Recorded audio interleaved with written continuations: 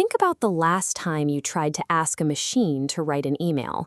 You likely had a highly specific tone in mind, maybe professional but warm, approachable but definitely not stiff. So you try to explain that intent to the AI. You start typing. You add an adjective here, a qualifier there. Pretty soon, you've written an entire paragraph of detailed instructions just to manage the vibe of the message. The machine reads all of it, synthesizes your commands, and spits back something that technically follows the rules, but still feels hollow.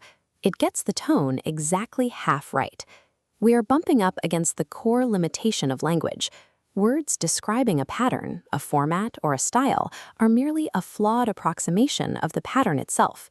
Now, imagine you delete that entire paragraph of instructions.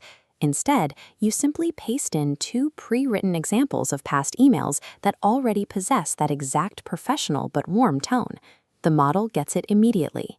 We spend an enormous amount of time trying to describe exactly what we want from our tools, but the goal of communication is often much easier to achieve through demonstration than description. In AI research, skipping instructions and showing examples is called few-shot prompting. It excels in specific situations, tasks that have a definable shape. That could be a required format, a distinct style, or a repeatable way of transforming data. Take a common, messy problem, extracting structured action items from a sprawling, disorganized block of meeting notes. If you just tell the machine to extract the action items without providing examples, you get chaos. You get a numbered list where some items have deadlines and others don't. Some are phrased as commands, others as vague descriptions. You're left doing the cleanup yourself. Look at this prompt. Feeding it 2 examples establishes a rigid 3-part structure: owner, task, and due date. It stops interpreting descriptions and focuses on producing this exact shape. Panning down, the final output perfectly mirrors that template. The difference in reliability is massive. Because you provided the layout, the final output is instantly usable in a task tracker without a single edit. It is structurally persistent across any new set of notes you feed it. Providing visible boundaries does the heavy lifting. It shifts the machine from the role of a confused interpreter into a reliable pattern replicator. There is a barrier to entry, of course. Constructing those 2 good examples requires 30 seconds of unglamorous manual work. You have to write them out, format them perfectly, and check for errors.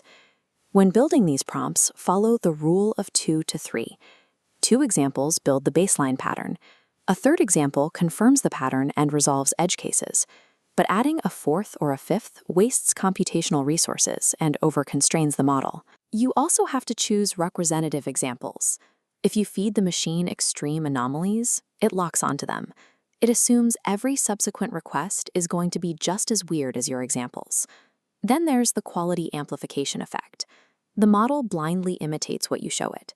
If your examples contain typos or use inconsistent bullet points, the output will faithfully reproduce every single one of those human errors. The machine's seemingly perfect output is an illusion. It is entirely bound by the curation effort you are willing to spend up front. This brings us to the final problem. What happens when your task doesn't have a repeatable shape? What if you actually need fresh conceptual thinking? If you are brainstorming novel approaches to a problem or asking a broad conceptual question, providing examples actively harms your output. It anchors the machine to ideas you already possess. The model becomes trapped by your precedents. If the right answer for a new case is completely different from the 3 examples you provided, the model will often ignore the correct answer just to force the new problem into your old mold.